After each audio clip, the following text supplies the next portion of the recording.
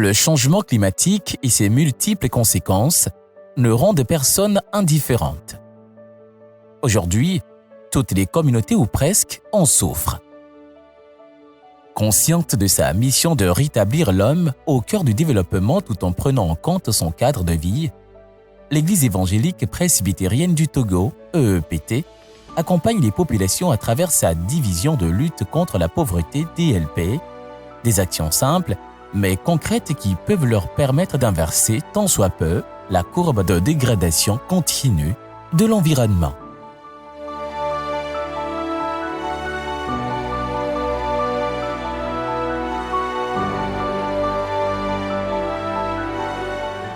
La division de lutte contre la pauvreté, DLP, œuvre depuis 2007 dans 54 villages et cantons à travers tout le Togo. En un peu moins de 15 années d'action, elle a appuyé les communautés accompagnées par des animations, des sensibilisations sur des thèmes comme la citoyenneté et la démocratie, la santé communautaire, la nutrition, l'équité genre, la protection de l'environnement, le secours d'urgence, etc. Elle a aussi organisé les populations autour d'activités génératrices de revenus tout en renforçant leur capacité sur la gestion des ressources humaines et financières. La DLP a également construit, avec la participation des populations, des infrastructures socio-communautaires telles que des latrines, des puits, des forages, des douches, douchières. Ces initiatives accompagnent l'action de l'État et celle d'autres organismes au sein de ces communautés. La dimension protection de l'environnement ressort déjà dans les infrastructures appuyées. Avec les quelques 68 latrines, dont 32 à fosse sèche, écossant et 36 VIP, 215 douches et douchières construites entre 2007 et 2022, la DLP a résolu des problèmes de pollution au sein des villages d'intervention. À travers des sensibilisations et des formations pratiques, les populations ont été instruites sur la protection de l'environnement vue sur l'angle de la préservation de la flore. Le pédo me va ya. Et zozo va le woudoua quoi. Fifia, ko va le pompo so ati ontina we mi ado ati gamia banona mi fafa ku ejicha va le jana le mi agbonyoro. Wa ke mi va hwecha mi hwati dodo benya. Ye mi va le woni over fia mi pepiniero. Ke mi va do pepiniero mi o pepiniero mi va le do ati mi va kpobe ele nabe ejia va le januere. Le ke zozo no na tancha mi ngbaten le kpo. Zozo an gbale sen uneno. Kwa fifia mi agobe ati adodoa enye vile dynamique zozo ngba va le sen ka le ke mi abe palu o zozo amura no le dochan do le o chan di dynamique vide. Ye jia chan wa le jana mi dododo. Madame Dognon fait partie des personnes touchées par les sensibilisations de la DLP sur l'environnement. Mieux, elle fait partie des 195 pépiniéristes locaux, dont 60 femmes formées sur tout le territoire national entre 2015 et 2022 pour accélérer les initiatives de reboisement au sein des villages et cantons, accompagnées à travers une disponibilité rapide et rapprochée des plantes. Aujourd'hui, elle tient cette thécuraie d'environ 1 hectare. Pour aider à rétablir la flore, la DLP mise sur différentes espèces dont la Tectona grandis, communément appelée tech, l'Anogeusis, l'Eiocarpus ou bouleau d'Afrique, le palmier à huile, le cocotier, l'arbre de cure-dent et des fruitiers.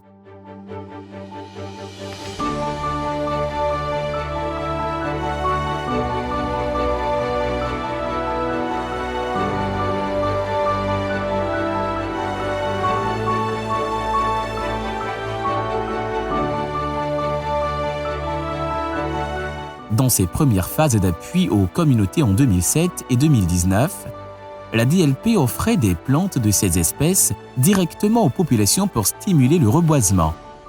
Conséquence, les communautés ont adopté ces plantes et le reboisement en est grandi. La mise en œuvre du reboisement permet aux communautés de disposer dans certains cas de champs, voire des forêts. C'est le cas à Sofiet, un village situé à 29 km de la ville de Kwalimé. C'est la paroisse qui s'est mobilisée pour faire de cette petite superficie un champ de teck utile pour plusieurs fins.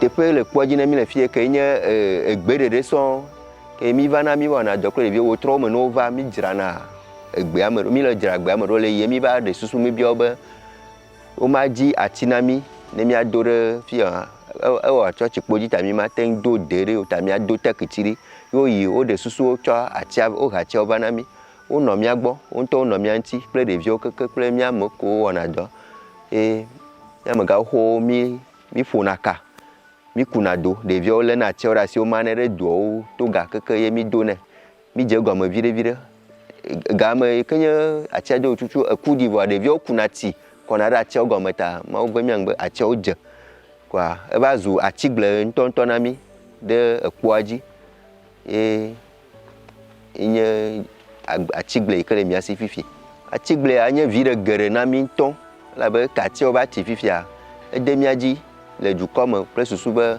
atiawo be fafa ke woɖo ɖe fia xoxoa enye vi ɖe ne mi ke ne mi dza ɖu tsɔtsi kpo dzi be azawo alo dukɔ me be azaɖoa mi megava yi tuna agbadɔ anɔ dzi de ba kple tɔ be miatu agbadɔ atiawo gɔme ko mi nɔna mi kpɔna fafa mi wɔna ŋɖe kpekpe ne mi ɖo azikpe ɖe atiawo gɔme koa mi wɔna ŋɖe kpekpe ke mi di be miawɔ le fia eye vi ɖeke woganye na mi koŋ nye be ko atiawo va ti fifia mi va nɔ anyi mi ɖe susu be miabe tsɔtsi xɔ gble miatrɔ fui agbugbɔ gbe donc mi wɔ ɖoɖo be mi magaƒle ati o ati yiwo me ko miakpɔ eko dzɔ nyui ɖe miaɖe le wo me atsɔ wɔ exɔ be dɔa miawɔe kema ati ƒeƒle be gama ela gati egome na mi ye nye vi ɖeke wogana mi ke. S'il ne fait que 3 carrés pour le moment, soit environ 18 ares, cette plantation paroissiale pourra s'élargir et pourquoi pas dépasser en termes de superficie la forêt de teck du village de Kamé qui fait environ 5 hectares.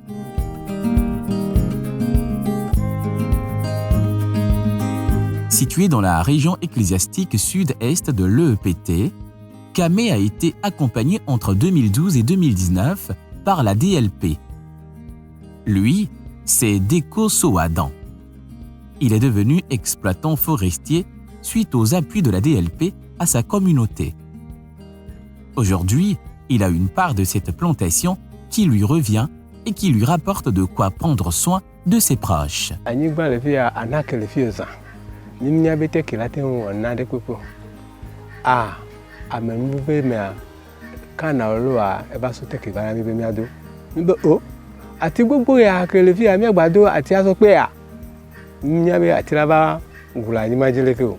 Bon, fifia que mi toje ni ba kunya be oh keke li va do be na ti an posu bo wa matin na gbe chan e wo be mi to ati adodo mi to dodo bo mi nya be e la ba wo le ke ati ajoro a oh e kan gba ajo na jina mi to chan za de po ajo to ba o ba to e ple e gba te ke e hanga ba wo le mi be mi awo do le pe le do ame a mi apa o tu mia gba xɔ table ban ne kpekpe ke sukulu yo le zã kpoa te ke le he bana mi mo mia gblɔ be mi do yawo ke mo xɔ va wɔ na mi be o va fia mi le ke mia ve e mia doe fifia mi le ve mia ŋutɔ fifia na kana wo le sɔ va na mi sa bo fifia mia ŋutɔ mi va le ve e mi le doe kana wo le ke va fia mi e be baba.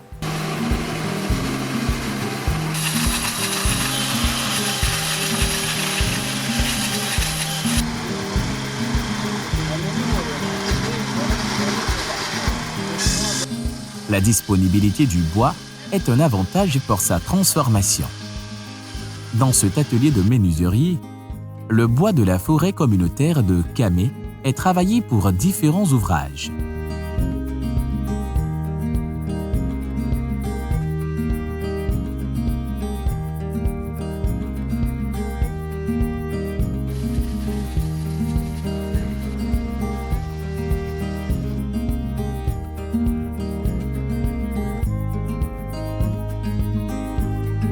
À Djikamé, un village que la DLP suit depuis 2007, les tecs plantés sont aussi appréciés. En plus de sa valeur commerciale, les populations comprennent le sens du reboisement et en vantent le mérite. La DLP est venue nous former comment faire le pépinière et comment planter ça.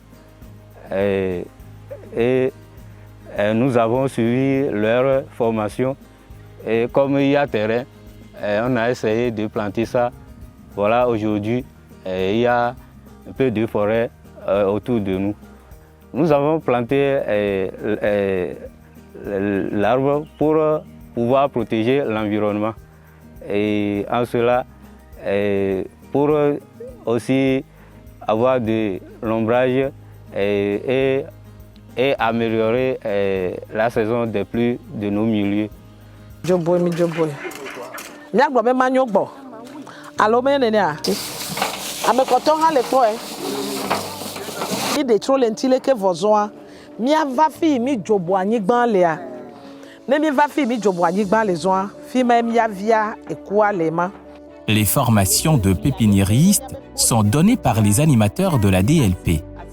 Aujourd'hui, quelques habitants du canton de Tomegbe sont instruits sur les pépinières du TEC tanzanien.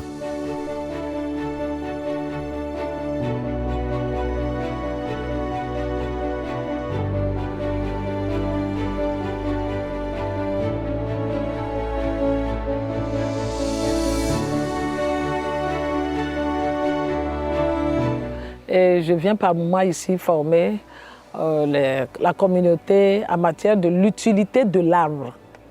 L'utilité de l'arbre, ce que c'est que l'arbre, ce qu'on fait avec l'arbre, ce que l'arbre nous donne. Et en matière de l'utilité de l'arbre, elles sont beaucoup intéressées parce qu'il y a la dégradation de la forêt. Et d'aucuns se sont plaints parce qu'ils ne sont pas des propriétaires terriens. Mais néanmoins, ils ont envie de planter. Beaucoup de personnes ont été formées sur la conduite de la pépinière sèche. Donc ici, il y a eu la formation sur la pépinière sèche de TEC et la pépinière sèche de la Nogésus, ce que nous appelons communément Hiheti. Donc ces deux types de plants ont été conduits ici dans les pépinières et d'aucuns sont partis essayer ça dans leur plantation. Et pourquoi les gens voudraient qu'on vienne les former sur place sur la conduite de la pépinière? Parce que quand la DLP donnait, nous on donnait gratuitement, on transportait des plants depuis Ouatchen pour venir distribuer à certaines personnes.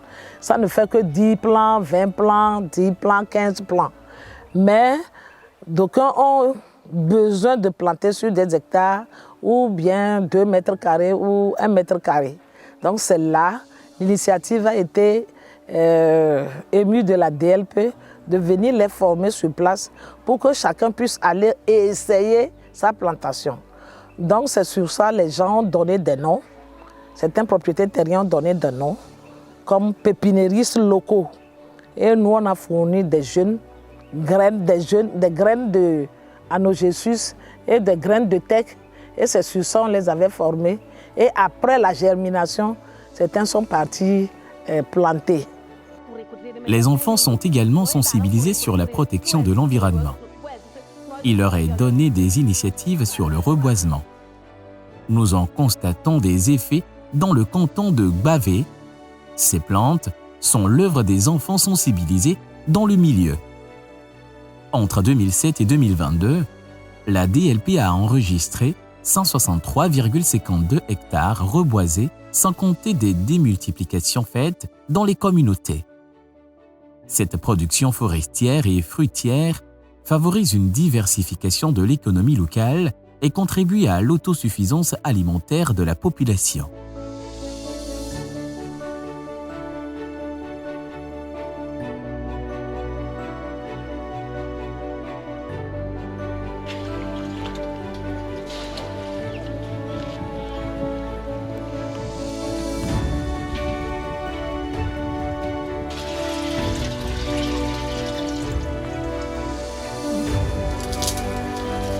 Autre action de protection de l'environnement de la DLP, la promotion des foyers améliorés.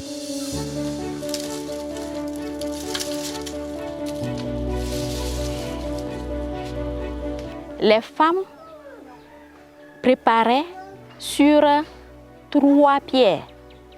Et 3 pierres qui a 3 trous. Et donc, ça utilise plus le bois. Lors de la cuisson, évidemment, il y a la chaleur qui dérange les femmes et il y a la fumée aussi qui dérange les femmes. Et parfois, il y a les cas de brûlure.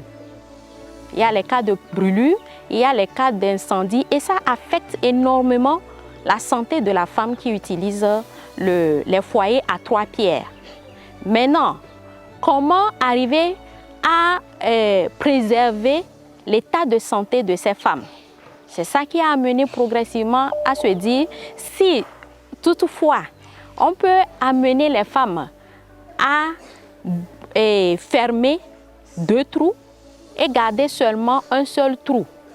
Ça pouvait toutefois contenir la flamme et contenir le dégagement de l'énergie. Et là, la femme n'est plus exposée aux fumées. La femme n'est plus exposée trop à la chaleur aussi. Et ça aussi aide à ce que la marmite même soit bien fixée sur le foyer. Et quand les femmes ont commencé avec ça, elles-mêmes, elles ont témoigné que ça les a beaucoup soulagées parce que quelqu'un qui veut préparer manger, cette femme ne peut pas pleurer avant de finir de préparer. Quand elle finit de préparer, elle ne peut plus manger parce que déjà les yeux rouges, le repas même qui sent déjà la fumée, tout ça là, ça a fait que au moins elles sont épargnées des effets de la chaleur, des effets de la fumée et aussi les risques d'incendie et de brûlure ont énormément diminué. Et on a continué par avancer jusqu'à ce qu'aujourd'hui on a de différents modèles de foyers améliorés. Et sur le plan de l'environnement, ces bénéficiaires de foyers améliorés ont témoigné. Avant, elles utilisaient beaucoup de fagots de bois, de chauffe, par rapport aux 3 pierres. Mais avec les foyers améliorés, on utilise peu de bois.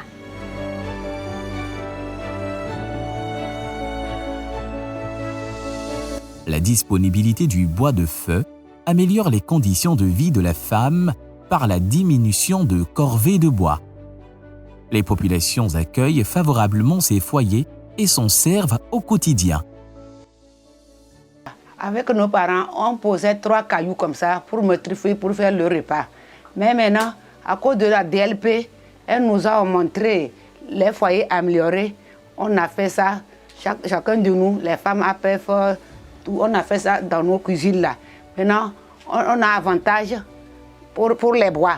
Là, la nourriture ne cuit pas vite. Donc maintenant, là, on a fait foyer amélioré. Le feu même reste auprès du marmite et ça cuit vite. On a avantage du bois et on prépare vite. Les repas, ça cuit vite. Ça n'a mis de la midi à deux pour que nous disions des vieux temps on a ezo va bien des vieux. Il y a un affaire quoi be et quoi amo la sauce soy ava tizwa va fifia ayam batende na ezo et anaka me fait que me donnant ce que nous à la bi. Auparavant, nous on utilisait que les cailloux pour faire nos boissons, nos nourritures, tout. Et en ce moment-là, il faut avoir assez de bois ou assez de les tiges de mil avant de faire la boisson.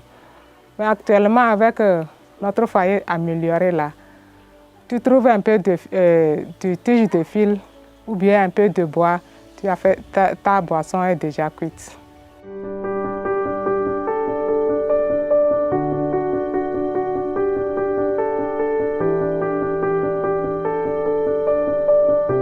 Malgré l'arrêt de l'appui de la DLP dans certaines communautés, les populations ayant saisi le sens des actions continuent de les réaliser avec ou sans soutien extérieur.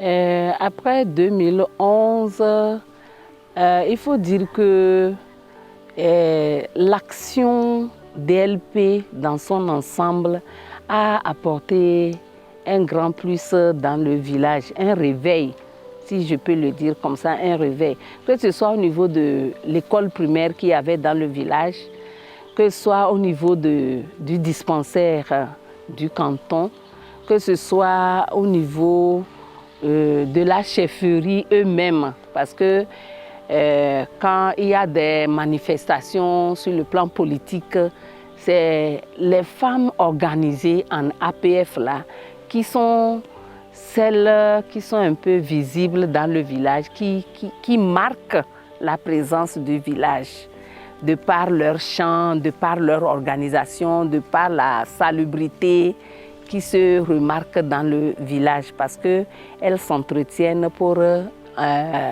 elles s'organisent pour entretenir les places publiques, les places de marché, les places de réunion, la cour du chef, les devantures, tout autour de la maison du chef.